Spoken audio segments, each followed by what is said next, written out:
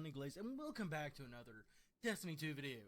This is part 2 to a two-part series that I planned on doing. I'm done with fucking Gambit. I'm done with it. We're here to use the pinnacle weapon of Gambit from season of Forge, whatever, the forging season, whatever. I don't fucking know what it was. The Breakneck. Now, auto rifles, I actually enjoy using them. They're actually very chill to use. I never had the Breakneck, so last night I grinded out a shit ton of Gambit to get this in the extra strategy. Yeah, that thing. Yeah. If you haven't seen the video of it, I'll put a annotation for it in the video. Top right corner. Go check that out. Let's do it. Anyway, we're using the Breakneck today, and the Breakneck has precision frame. This weapon's recoil pattern is more predictably vertical. Polygonal rifling, barrel optimization for recoil reduction.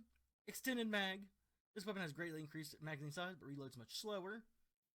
Rampage. Kills with this weapon temporarily grant increased damage, stacks 3 times. And the previously nerfed, for some fucking reason, trait Onslaught. This weapon's rate of fire increases as you stack Rampage. Who was petitioning for the Breakneck to get a nerf? I want to know his name and number. But also it comes with the range masterwork, which is very nice. I don't know, I have counterbalance mod on. It has a vertical pattern. I need to switch it out, actually. I really have nothing really I want to use for it. I guess I could use... yeah, we'll use that. But we're going to pair it along with the Recluse because I just might as well. I need to switch this out too because, yeah. Thing is, yeah. Switch that out. Anyway. Then we're going to run... Insurmountable Skullfort with bottom street striker. That's going to be getting nerfed too, thankfully. Thank God. Anyway, we're going to go in the Crucible with this and see how the Breakneck performs today. Start things off, the Breakneck absolutely shines in PvE more so than PvP. This thing has decent range along with a very reasonable and very easily controllable recoil, at least when it comes to PC. I'm not sure about how console, but let me know in the comments below if you do play it on console.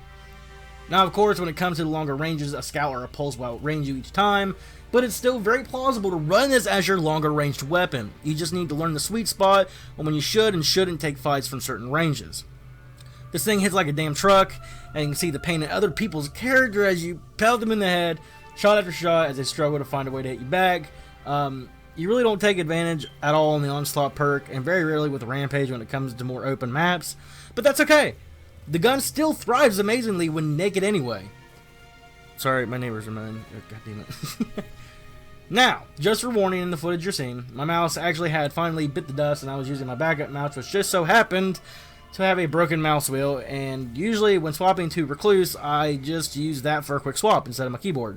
So I was still trying to adapt to that with keyboard with a quick swap, but I still managed to squeak out a nice 2.38 KD overall. Anyway, Breakneck itself is very, very good, even now with the recent unneeded nerf that it got. And it's a very reliable weapon within the Crucible.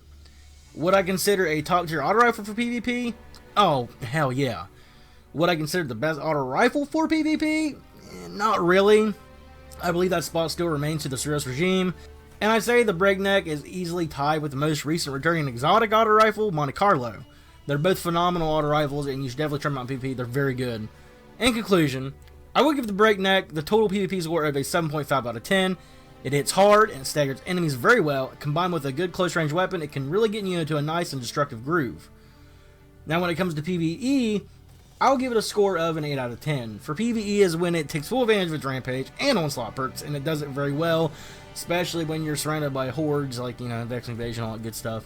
Just PvE in general, you take full advantage of the Onslaught and Rampage perks. They do very well, and overall you'll see that taking full advantage of PvE. That being said, I will reward the Breakneck with an overall score of a strong 8 out of 10 usefulness. It's a great all-around weapon, and I definitely pick up no matter if you're a PvP player or a PvE player, or maybe you're a mix of both like I am. You can do both.